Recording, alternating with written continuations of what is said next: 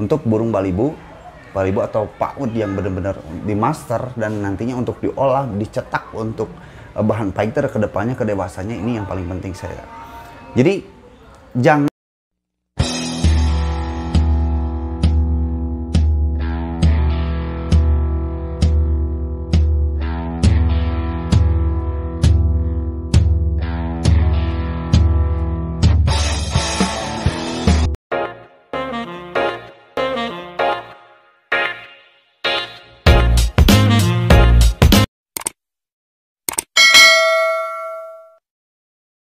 Yes, ketemu lagi bersama saya Nay Permana di channel yang sama di YNP Bird Official. But yes, gimana, apa kabar semua teman-teman Loput Mania Nusantara? Apakah sudah menemukan sesuatu hal-hal yang baik? Dan saya tetap doakan semoga komunitas kita di dunia Loput itu memang benar-benar selalu menemukan hal-hal yang baik dan selalu memberikan sesuatu yang positif, bukan hanya untuk diri kita pribadi sendiri, tapi untuk rekan-rekan kicau mania semuanya gitu. Karena apa?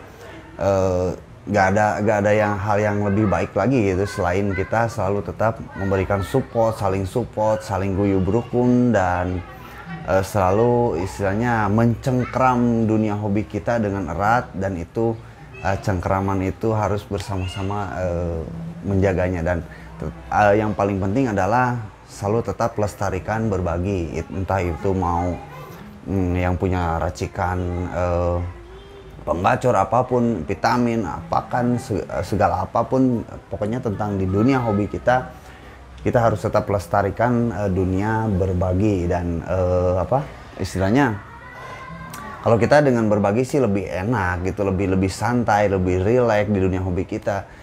Jangan jangan istilahnya kita mempunyai hobi itu lebih ke stres, menjadi beban hidup, atau misalkan menjadi punya beban yang baru atau kayak gimana. Tapi jangan merubah fungsi sebagai hobi. Hobi adalah sebagai pelepas jenuh, pelepas penat gitu istilahnya. Nah, jadi jangan sampai merubah fungsi. Kita punya hobi, khususnya di hobi burung gitu, jangan pernah istilahnya merubah fungsi si hobi tersebut menjadi sebuah kejenuhan atau beban hidup seperti itu kan. Nah, untuk kali ini, kemarin ada beberapa pertanyaan masuk ke WhatsApp saya, dan juga Om tolong dong tipsnya tentang cara memilih omyokan untuk balibo gitu atau paut gitu ya kan, memilih omyokan balibo atau paut gitu. Sementara kan banyak yang berpersepsi atau menganggap bahwa si burung omyokan itu nggak bisa bagus atau nggak bisa panjang si durasinya, atau misalkan nggak bisa seperti lebih bagus seperti burung-burung terah yang memang sudah ditentukan si indukannya gitu. Ini sama ini bagus, jantan sama betinanya juga bagus gitu. Nah, seperti itu. Itu sih menurut saya seperti sugesti saja, sugesti jelek gitu, negatif gitu. Maksudnya jadi sugesti ini sebelum kita merawat burung itu memang harus menciptakan sugesti baik di otak kita. Jangan istilahnya, kalau misalkan burung itu memang relatif ya, jadi tergantung orang menyebutnya ini bagus atau enggak. Karena kan untuk porsi bagus atau tidaknya gimana orang menganggapnya, atau misalkan saya sukanya speknya seperti ini gitu ya, mungkin dia seperti itu, saya juga speknya seperti ini gitu. Nah, tapi yang lebih solusi dari saya adalah kita harus mengenal pakemnya di lapangan dulu gitu, bahwa kriteria yang ditentukan untuk main di lapangan, atau misalkan di era zaman sekarang itu dunia kontes pakem siloput itu seperti itu. Nah, bagaimana caranya untuk bisa kita prestasinya stabil, terus burungnya bisa stabil kerjanya. Nah, dengan dengan mengikuti pakem yang lomba-lomba sekarang yang sudah ditentukan sedemikian rupa. Dan mungkin kan beda-beda, jadi ada independen terus ada IO event yayasan gitu ya kan, seperti ya yang kalian atau sahabat-sahabat tahu kan ya, IO yang besar kayak gimana, terus independen kayak gimana gitu, memang itu harus ditentukan seperti itu. Nah, mungkin tipsnya seperti ini untuk tips memilih Om Yokan untuk Lockwood. Ada dua sih, ada dua. Satu dari tipikal suara dan keduanya dari segi postur atau misalkan postur gitu ya kan. Kalau saya tuh biasanya kan dulu saya juga ngomyok gitu, sama gitu, sering ngomyok, saya sering ngomyok untuk entah itu mau di pasar burung atau di kios-kios burung gitu. Nah, sebagiannya mungkin karena kan banyak tuh. Banyak kan kalau Om Yokan banyak, kita kan sulit milihnya. Mana yang bagus nih, mana yang bagus, mana yang bagus. Gitu. Jadi tips yang pertama adalah, mungkin salah satunya adalah dari segi suara dulu. Suara itu mungkin cari dulu suara yang memang masih agak serak-serak gitu. Kalau misalkan saya kasih contohnya seperti ya masih suara bayi, belum jelas tipikal suara Loputnya. Jadi kalau misalkan agak kasar apa, serak ini dalam artian seraknya itu bukan berarti dia serak sakit gitu, tapi seraknya memang tipikal suaranya masih kecil gitu, kecil dan memang belum jelas. Kalau misalkan srek, nah seperti itu. Belum jelas, memang itu suara bayi gitu, saya katakan seperti itu. Itu salah satunya. Kenapa harus memilih dengan suara tipikal yang masih serak gitu, untuk serak PAUD gitu. Karena untuk difungsikan sebagai nantinya kalau kita sudah menemukan istilahnya benar-benar dia usianya masih dini gitu. Nanti kalau misalkan dibeli dari pasar burung atau dari Om Yokan, datang ke rumah itu harus proses kedua, yaitu proses kedua itu pemasteran gitu. Pemasteran, dirawat sedemikian rupa, kasih jagung. Biasanya sih kalau saya setiap hari dulu gitu, setiap hari dulu. Masih serak-serak gitu suaranya, langsung kita datang ke rumah, kita proses pemasteran gitu. Dan itu siang malam terus aja, jangan berhenti gitu. Nah, terus Om, gimana sih caranya nanti kalau misalkan durasi, kan kita nggak tahu tuh kalau namanya di Om Yokan itu nggak tahu ini terahnya dari mana ya. Namanya juga kan Om Yokan itu bukan, kita nggak tahu burungnya entah dari terah kayak gimana, dan itu burung dari mana kan nggak tahu kalau datang ke pasar burung atau ke di kios burung gitu. Nah, mungkin itu gimana hokinya kita aja. Kalau kita memang dapat hoki yang bagus, ya mungkin bagus. Tapi saya jelaskan dulu di sini gitu. Jelaskan dulu mungkin di konten sebelumnya saya sebelumnya mungkin saya sudah bahas di sini bahwa kalau terah itu genetik itu adalah modal gitu, modal pertama. Nah, untuk yang kedua ini, yang paling penting itu adalah perawatan gitu.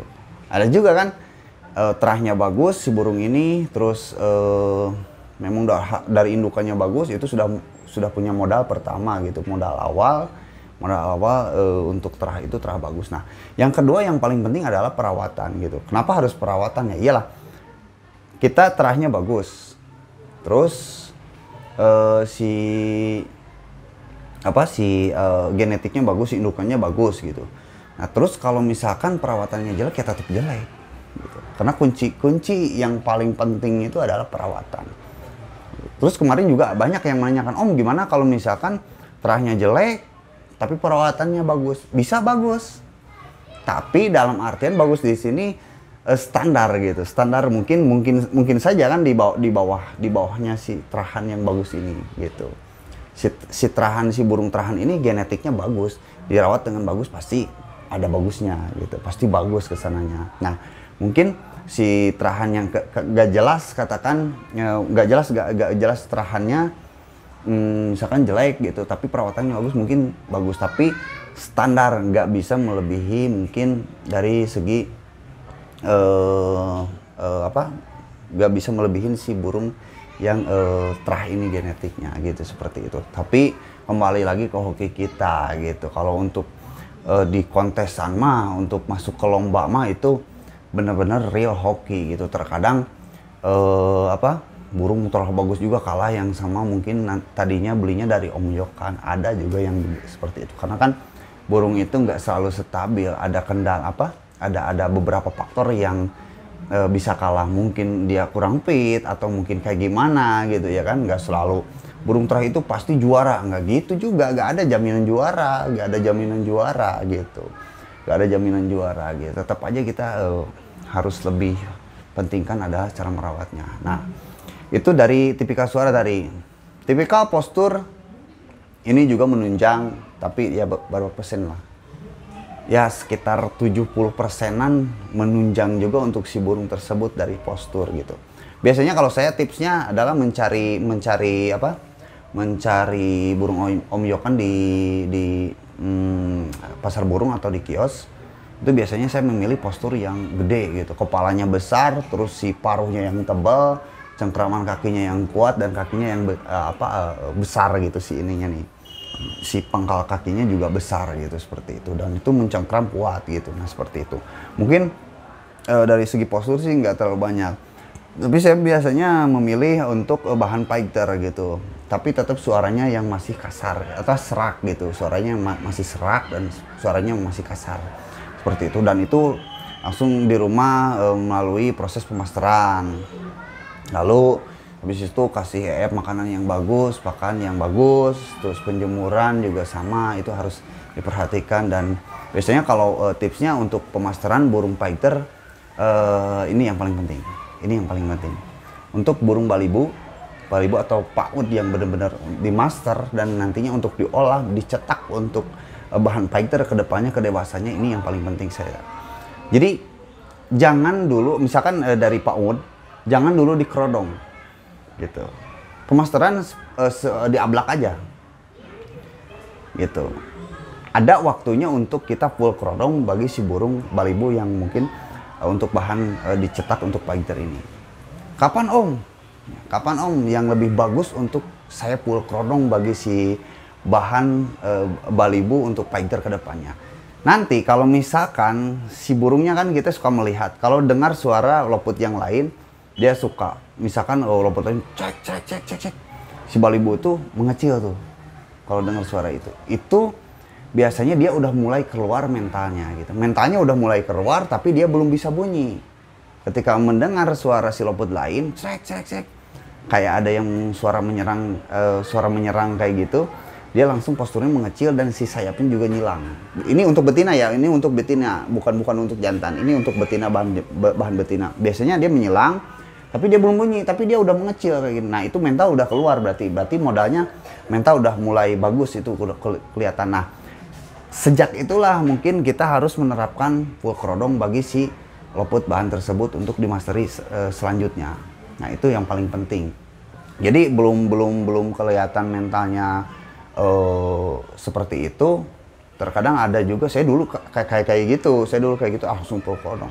Ternyata itu jelek. Jeleknya apa? Burung jadi tanggar, jadi takutan gitu, sering takutan. Tapi kalau udah ada mental, biasanya dia udah enak, udah kuat gitu.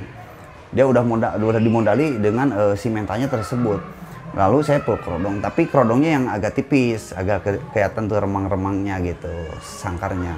Jangan terlalu tebal, kasihan gitu. Karena kan ya namanya juga burung baby, mungkin kalau agak gelap dikit mungkin dia makannya agak kurang. Karena kan untuk makan itu bagi si loput baby itu sangatlah penting gitu. Itu yang paling penting. Caranya pemasteran itu jangan langsung dikerodong untuk baby, bener-bener yang masih baby itu. Nanti kalau misalkan udah keluar mental seperti yang saya jelaskan tersebut, baru itu full kerodong. Tapi kerodongnya jangan jangan yang tebal, yang tipis saja. Nah seperti itu mungkin penjelasannya dari saya, mungkin ya sedikit saja sih, yang penting mudah dipahami ya, terus ya semoga bermanfaat ya, seperti itu. Oke. Jangan lupa diikuti Instagram saya di @jnpbudofficial dan juga fanpage di Facebook jnpbudyes. Saya Nai Permana.